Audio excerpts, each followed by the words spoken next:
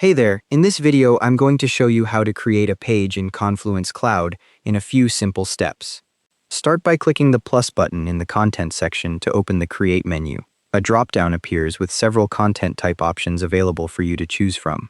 Click Page from the menu to open a blank page editor.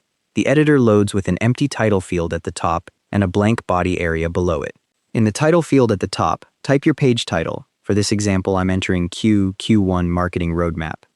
The title appears in the field and your page is automatically saved as a draft.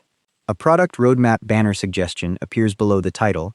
Click the three dots on the right side of the banner and select Remove to dismiss it.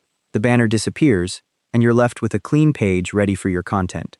Click into the body area below and type a heading for your first section. I'm typing Key Objectives. You can format this as a heading using the formatting toolbar if you want it to stand out.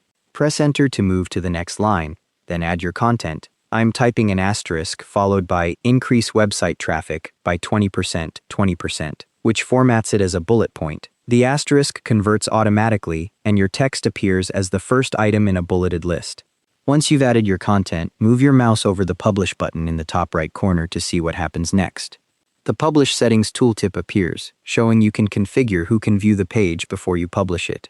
Click Publish when you're ready to make the page live in your space. Your page will then be visible to everyone with access to this Confluence space.